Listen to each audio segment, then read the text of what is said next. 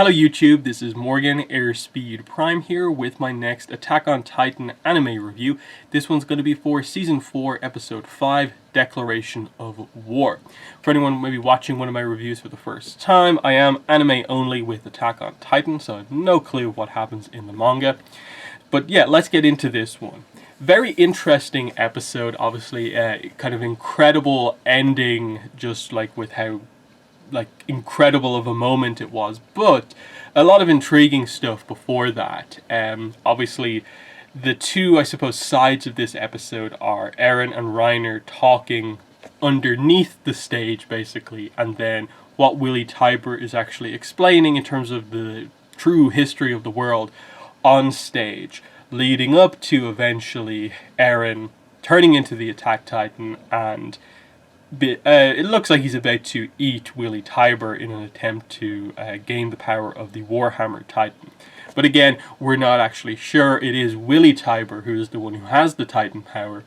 Again, I think I'm going to assume he really isn't, because otherwise why would he have introduced his whole family specifically in the last episode and made the whole point of, can you tell which one of us it is? So I don't think it's Willy Tybur, so I guess this means Eren is going to have to kill quite a few more people before he finds the Warhammer Titan. But we'll get to that. We'll get to talking about that. Yeah, let's talk about Eren and Reiner talking. Very, very interesting conversation. The whole "I'm the same as you now." That, yeah, you have to make the comparison of the attack that Reiner and crew made on the walls right at the start of the series compared to what Eren is just about to do and what he has plans to do. I suppose very similar. They both feel they are helping or saving the world by doing what they're doing, even if it means innocent people have to die. Eren clearly, since I suppose finding out the truth about the world at the end of last season, has taken a real shift in character. Before, he was always driven by anger and rage and just passion of I have to kill the Titans because they're the ones who killed my mother and stuff like that, getting revenge, and it's all just pure energy. He seems much more low-key now, but still has a drive to him, so it's an interesting kind of a shift for the character. We still don't know, I suppose, his exact motivations. He states at the end that he's going to continue to move forward and destroy his enemies, but otherwise seems very just cynical about the world as it is. That, he understands that the people of Marley, the Eldians that I suppose Marleyans have brainwashed, the people behind the walls in Paradise Island, they are all the same. They're all just people, but because of the situation the world is in, pretty much everyone hates the people on Paradise Island, and that's the situation that they're in. Their conversation going on as they're able to hear Willy Tybur explain the history of the world really actually adds a lot of context to it. So those two scenes going side by side, I think, worked really well over the course of the episode, in that Willy Tybur first explains, I suppose, the history as everyone appears to know it, featuring the kind of hero of Marley, Helos. But then later reveals that actually no, Helos wasn't the one who defeated King Fritz in the past, and that's how Marley gained power. That gives too much credit to Marley able to really do stuff on their own. Instead, the true history is actually that the Tybur clan sort of allied themselves with Karl Fritz, the king at the time. I think that's our first time hearing his first name of this specific king, Karl Fritz. And he obviously felt sympathetic for the oppressed Marleyan people and hated what the Eldians had done in the past, and so allied with the Tybur clan to assist in, I suppose, Marley gaining power as he retreated behind the walls and declared that he would never go to war. So they go on to explain that what we already knew basically about the whole will of the king, the renouncement of war, that anyone who has the founding Titan power, but also royal blood, is capable of doing great things, but they're locked off from it because of Karl Fritz's ideal that is continued from generation to generation. They talk about this thing called the rumbling, which could theoretically happen, that with the old history, no one has ever been aware why he never activated the rumbling, which is basically freeing all of the titans that make up the walls, which are giant, colossal-esque titans, and basically sending them out across the sea to basically flatten the world. So it's this like ultimate attack of like, they describe it as millions of these giant titans. So that would be a world-ending event basically. But because Karl Fritz only ever cared about peace, he was never actually ever going to activate the rumbling. So effectively, we're locked in this weird situation where no one with the founding Titan power and the ability to activate it can ever activate it. And then Willie Tybur makes the point that because the founding Titan power has been stolen by someone who potentially would use it, Eren, they're all in danger now, and this is why the world needs to band together against Paradise Island, is to stop the rumbling, the end of the world from happening. So that's really interesting in the sense of like, does Willie Tybur know or not that someone who has defending Titan power but not royal blood basically doesn't have access to any of the abilities of the founding Titan? So we're stuck in this interesting situation where clearly, I'm assuming, the rumbling is going to happen at some point. We're going to build to that. It's again, why bring it up if it's not a thing that's actually going to happen? Especially when, based on everything we know right now, no one is in a situation where they can actually activate it. So how are these rules that are in place now going to be broken to where this thing is actually going to happen? Because when Willie Tybur says this, they cut to Eren, and he does explain that, like, he's true, that this seems to be the overall plan of Eren, is that he kind of does want to activate this, or that he's just right to some degree. Very interesting overall. What I will say just about overall the history lesson, I suppose, that we got here from Willie Tybur is that they really did glance over, I think, quite a good amount of history. I think some people will take this as being, this is the full history of the world, when there's still so much from, like, the start with, like, Ymir Fritz and the legends, I think, that we have about her first becoming a Titan and how that came into being.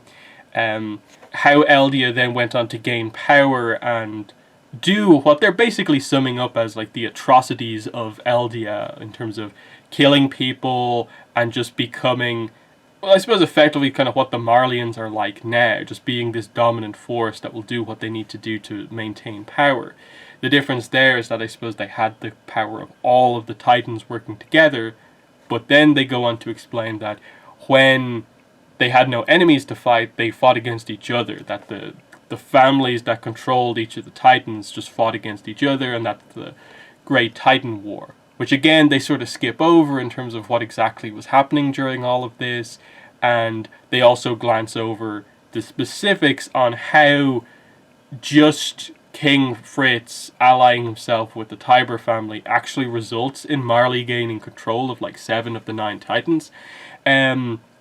I don't know if they'll ever go into a full flashback story to explain the details of that, but my guess is what they're going to do is that they're going to reveal that the Warhammer Titan is probably one of the most powerful Titan powers you can have.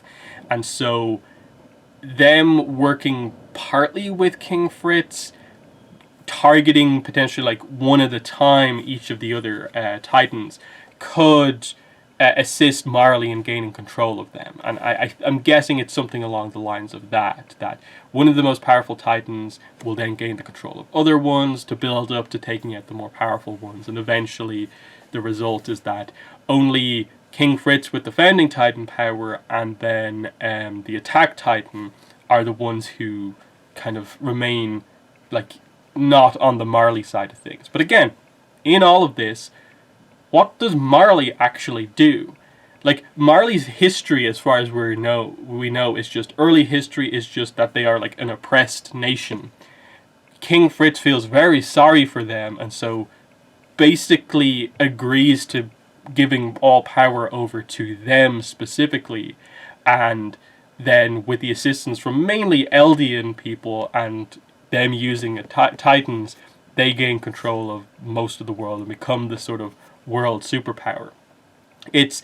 That's I think what's meant to be the main reveal to all the people here, is that they're all clapping and like, yes, Marley's amazing when they explain the story with Helos, but then the explanation being that actually you all should be, thanking Karl Fritz for basically giving up his power, wanting peace, never going to ever use this, super weapon basically that he has, the rumbling, against anyone, and him being the one who handed over power to all of you. And so Willie Tybur, I guess what he's doing here overall, his aim is to bring all of these other nations together after the wars that they've been having here, that we saw like in the first episode of this season. He's bringing everyone together with the idea of like, that there's a threat against the entire world. We all have to work together to stop Eren because he's going to activate the power, the rumbling, and that will cause chaos across the entire world. So right as he declares war, that's when Eren strikes, which again, I think the timing on that is quite interesting, in that Eren waits until war is declared and then comes after them, because I suppose from the Paradise Island perspective, this is Willie Tybur probably saying the exact worst thing possible, of like, they already feel like they're oppressed by everyone because they live on their island, they haven't known the truth for so long, and Marley hates them. It seems like the other nations hate them even more. And now all of a sudden, Willie Tybur in this speech is basically allying the entire world against them. It does make sense for Eren to strike at the heart of this meeting, and if he succeeds and wipes out a lot of the people here, he's wiped out a lot of the high-ups in the Marleyan military, potentially steals a couple of Titan powers back. This could be quite impressive, but as a viewer, you're in doubt the entire time, because Eren is, I suppose, the hero of the show, but this is him going down a pretty dark path. This is him becoming a Reiner and Bertholdt-like character, where he's now committed an atrocity here in terms of massacring so many people. Like, at the very start of the episode, he talks about how up above us is a apartment block basically, where normal people live. They just want to see the show, and that's the exact same building that he blows through right at the end when he transforms into a Titan. And my guess is that pretty much he's killed all, if not most of those people. And how are you meant to feel about the character? That on one hand, you can look at this very simply as, that was an awesome moment, him striking at the key moment. Our hero is back. But that's forgetting that, what did they do over the first 4 episodes in terms of basically not having any of the characters that we know? They made you care about the people of Marley and realize that they aren't just the enemy, the villains. They're people too. And in doing things like having Reiner also feel sympathy for the people he was with and feel so terrible about what he has to do, you're creating this very interesting dynamic where all of a sudden no one's the hero and no one's really the villain. It's just the situation in the world is so terrible. It's how do they resolve this in any way that results in the least amount of people dying? And that's the thing of like, how do you solve it? Is that you have to get rid of the hatred that I suppose most of the world has for Eldians, and find some way to peacefully manage power in the world, which is going to be very difficult to do with the Titans being the kind of controlling factor in all of this, and the founding Titan being an especially, I suppose, delicate power that you have to be careful with. So I guess in all this complexity going on, you just have this situation where war, and I suppose ending the war as quick as possible, regardless of how that plays out, is the only way to stop this cycle of hatred in the world that's happening, because it's obviously switched now from Marley being the oppressed people, Eldia being in control, to the reverse of that, and now it's basically a war to find the winner once again. So, this is where, like, okay, the thing I probably coming out of this most want to know more of Aaron's motivations. Like, he obviously felt down on the reveal of what the rest of the world actually was, that they all hate Eldians. What does he do as a result of that, and what's led him down this path? How do all of the other people feel about this, in terms of, we get the reveal here. He reveals to Falco that the letters that he was having him send were to his comrades. So how many of his comrades are going to turn up? We've already seen Jean turn up, so he's there somewhere. But how many of the other characters are actually there? How much technology does Paradise Island have at this point? If everyone comes in following Eren's lead, how big of a blowout is this actually going to be? Because again, Armin is here. They can drop Armin, I suppose, in from the sky. Colossal Titan. That'd be a devastating blow. And, if they gain control of the Warhammer Titan, I guess that would really swing things even more.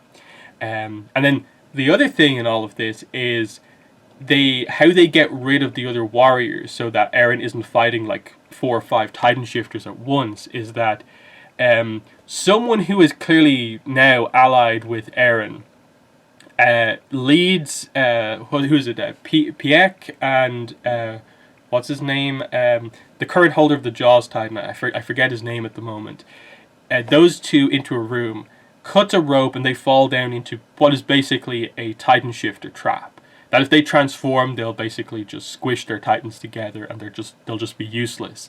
So they're stuck in a situation where they're completely out of the battle. But Zeke, they just say, "Oh, you go on ahead."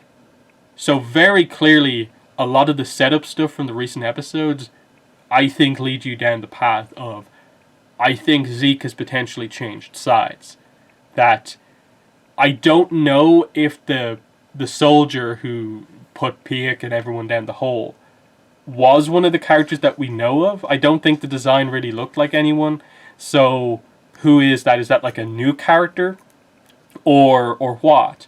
Or if Zeke has changed sides, I'm guessing there are other Marleyan Eldians who will also switch sides. So it could be someone like that, which would potentially explain how Pieck knows this person and recognizes them and is kind of like, ooh, the beard is kind of nice, like as if it's a new addition. So I don't know what they're going for there, but I think there's a lot of teases towards something's going on here, because if this was the Scouts and Zeke is still their enemy, there's no way they wouldn't just shove all 3 of them down the hole, because they're all, regardless of it, like the Beast Titan is not going to be able to transform down there either. That's not going to make any difference. So, that's the situation.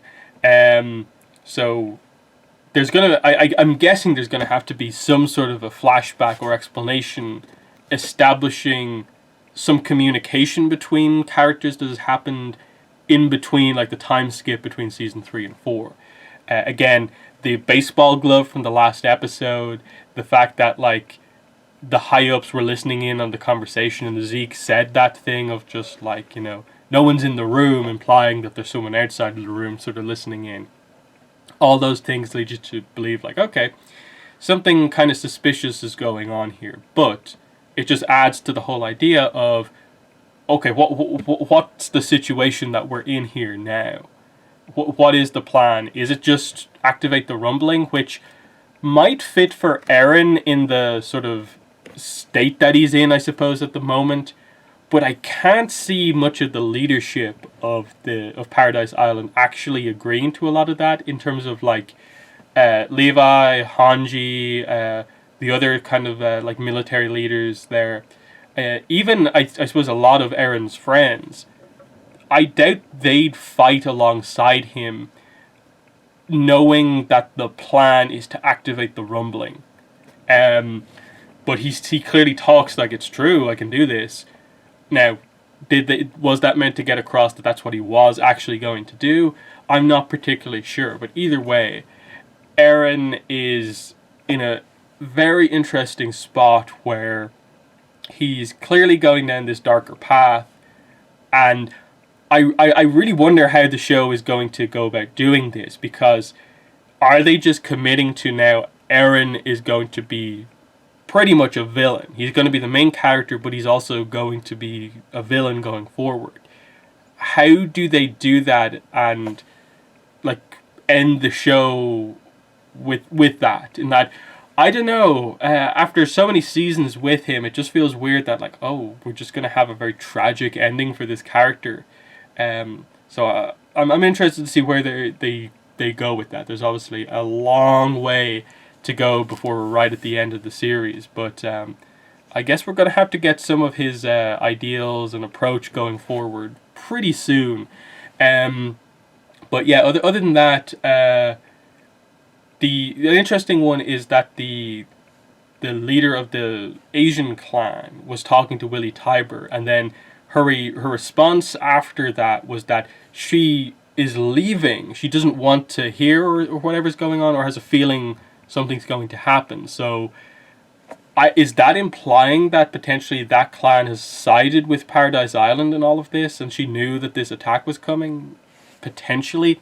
I'm not really sure what I meant to take away from that, but either way, they've had a few scenes to get across that that clan does not hate Eldians, in that she saved one of the warriors, and now she's leaving this the declaration of war that is clearly going to result in the death of a lot of high up world leaders here. So that was quite interesting. But yeah, the overall Reiner Eren conversation was fascinating. Just Eren finally just kind of calmly confronting Reiner over this, of just like, why did my mother have to die?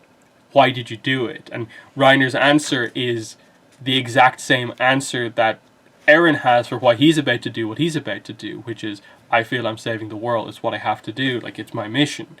And Reiner, like, going as far as to admit what we'd recently learned in one of the recent episodes, that after the death of Marcel, they were on the verge of going to retreat. But Reiner was the one who told them that they have to go ahead with it and sort of force the mission to go ahead. And so he wanted to be a hero, and in the end committed this atrocity and is suffering greatly for that. And Eren accepts that I'm at the point now where I'm willing to do the same thing as you. That was so well done in my mind. Just how they did that whole scene with Falco there, and just the points where like they bring him in to just like Eren point out that like, yeah, there's normal people behind the walls. There's normal people here. We're all the same. That, you know, having such strict views on, you know, Eldian devils and all this sort of stuff, that Eren just hates the people of Marley or something like that. That's not the case. There's much more going on here, and I just think it's an interesting, complex point to have, and it's probably about the time in the series where, like, yes, reintroduce all the other characters and clarify what's going on here. Is Eren kind of working on his own with just a few people, or does he have the support of the full like leadership of Paradise Island, whatever way we're going at this point? In the sense of like, I suppose, do they bring Historia in on any of this, given that she is the queen now? Like, does she decide the overall like path that things take, or is it the high up military people that make that decision? That's going to be interesting to see what characters actually show up versus the ones that don't, because I think that's the path they're taking this on, is that people are fine with it now because they know a war is inevitable, and so going ahead with this initial strike makes sense. But Eren, you get the impression, is going to be going down the path of taking things too far, maybe doing this a few too many times, too aggressively going after innocents. It feels like he's just in that position where he just wants the war to end any way possible, and He doesn't really care what he has to do to make that happen. The likes of Armin, I can't see agreeing to go ahead with such extreme plans after the first one or two. And that's the interesting point in all of this, of like the truth is going to be revealed for all sides here once he's already gotten to interact with the Marleyan people. And I think we're going to get situations like, say, Gabby realizing the people of Paradise Island are just normal people, and where does she go from there with that information? The only other scene I think that I need to talk about is Annie's father had a conversation with Reiner's mother, and he still believes she's alive, which is kind of interesting. And I suppose it makes sense. She is ultimately just trapped in crystal, so I guess she is going to have to come back into the story at some point, and that's going to be a big thing that happens. How that happens and what causes her to break out of it, given that it's been a few years, that's, I suppose, something that's, up for debate. I don't really know how that's going to happen. But, like I said, overall, fascinating episode, really, really interesting stuff, and I'm excited for the next episode. It's called The Warhammer Titan. They literally show the Warhammer Titan forming, so I guess we're going to get the reveal on which member of the family it is, and we're going to get a big battle. We're going to get across how powerful this Titan is, and we'll see the full scope of this battle, because, like, Reiner, I guess, is there. He's free once he clears himself from the rubble or whatever to transform into his Titan. And I'm assuming we might see either the Card Titan or the Jaw Titan escape and also join the battle. It's hard to fully tell, though. So yeah, they're my thoughts on the episode. In the comments, let me know what your thoughts were, but that's been the video. Thanks for watching, and bye.